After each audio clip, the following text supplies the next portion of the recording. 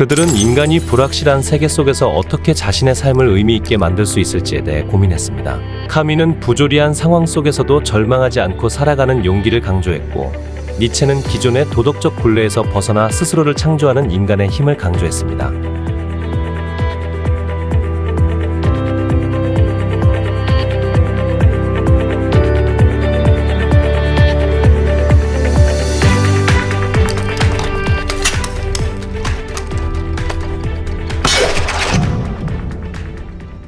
알베르 카미와 프리드리히 니체, 이 두 철학자는 각기 다른 시대와 맥락에서 활동했지만 그들의 철학은 우리에게 삶, 인간 존재 그리고 악의 의미에 대해 깊이 고민하게 만듭니다. 카미는 인간이 필연적으로 마주하게 되는 부조리와 무의미함 속에서도 어떻게 살아야 하는지를 탐구했으며, 니체는 전통적인 도덕 체계에 도전하며 인간의 본성과 자유, 권력에 대한 재해석을 시도했습니다. 이 두 철학자의 사상을 결합하면 인간 존재와 그 삶의 방향성에 대한 흥미로운 통찰을 얻을 수 있습니다.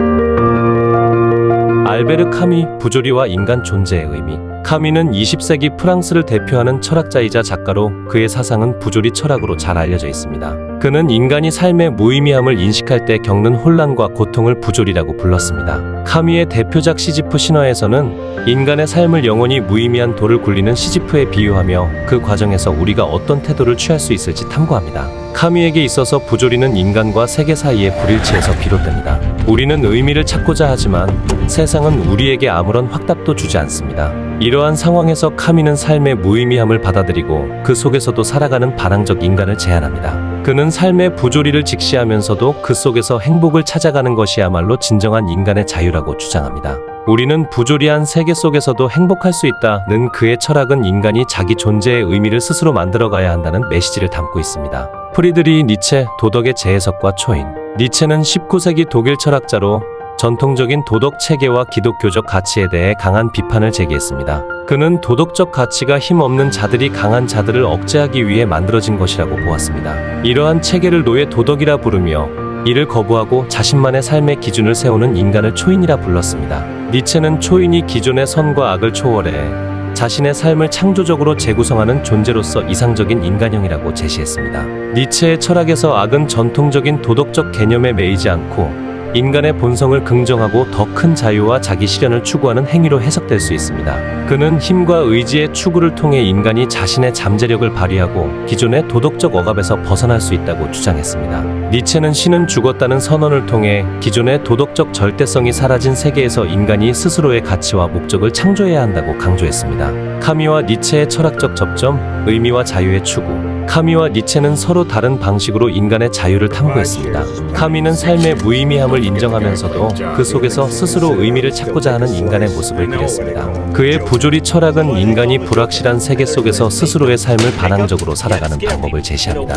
반면 니체는 기존 도덕 체계를 부정하고 강한 의지를 통해 스스로의 기준을 세우는 인간을 강조했습니다. 그는 도덕적 선악의 구분을 넘어서 자신의 욕망과 권력을 추구하는 것이야말로 진정한 인간의 모습이라고 보았습니다. 이 두 철학자의 사상은 서로 대조적이지만 공통적으로 인간이 스스로 삶의 의미를 찾고 자신의 길을 개척해 나가야 한다는 점에서 교차합니다. 카미는 인간이 절망 속에서도 반항적으로 삶을 받아들이는 태도를 강조하며, 니체는 인간이 도덕적 굴레에서 벗어나 자신의 존재를 긍정하는 과정을 강조합니다. 결국 그들은 모두 인간에게 자기 자신을 주체적으로 바라보고 세상이 던지는 어려움과 무의미함 속에서 자신의 길을 찾으라고 촉구합니다. 악의 개념과 인간의 자유.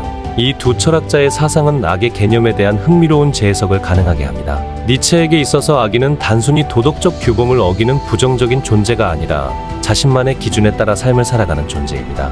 그는 전통적인 도덕적 굴레에서 벗어나 자신의 본능과 욕망을 긍정하는 것이야말로 강한 인간이 되는 길이라고 보았습니다.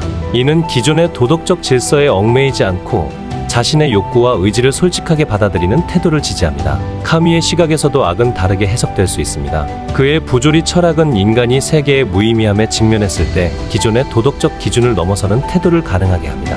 이는 일종의 도덕적 중립성을 의미하며 인간이 더 이상 절대적인 도덕적 잣대에 얽매이지 않고 스스로의 판단에 따라 행동할 수 있는 자유를 가지게 됩니다. 카미에게 있어 악은 반항의 한 형태로 나타날 수 있으며, 이는 인간이 스스로를 규정하고 그 존재를 긍정하는 과정에서 일어나는 필연적인 충돌로 볼 수 있습니다.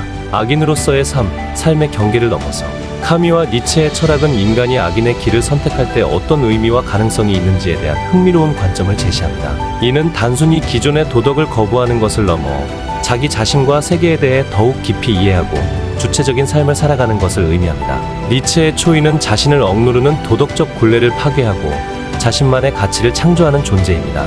이는 자기 자신의 욕망과 의지를 긍정하고 이를 통해 더 큰 성취와 자기 실현을 이룰 수 있음을 암시합니다. 니체는 전통적인 도덕이 인간의 본성을 왜곡한다고 비판하며 도덕적 기준에 얽매이지 않는 삶을 통해 더 강력한 인간이 될 수 있다고 주장했습니다. 카미는 인간이 부조리한 세계를 받아들이고 그 속에서 끊임없이 반항하며 살아가는 삶을 긍정했습니다. 그는 세계의 무의미함을 인정하되 그 속에서도 자기 자신을 규정하는 자유를 주장했습니다. 이는 인간이 도덕적 기준을 뛰어넘어 자신의 삶을 스스로 정의할 수 있는 능력을 가지게 된다는 점에서 니체의 사상과 통합니다. 카미의 철학에서 악인은 사회적 규범에 반항하지만 동시에 그 속에서 자신의 자유를 찾아가는 존재입니다. 현대 사회에서의 카미와 니체의 철학적 메시지.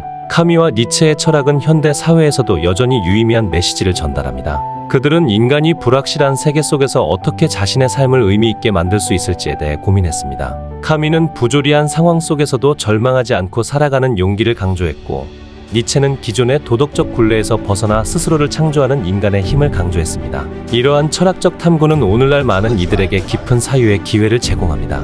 사회의 규범과 도덕적 기대에 얽매여 살아가는 현대인들에게 카미와 니체의 사상은 삶을 더욱 주체적으로 살 수 있는 가능성을 열어줍니다.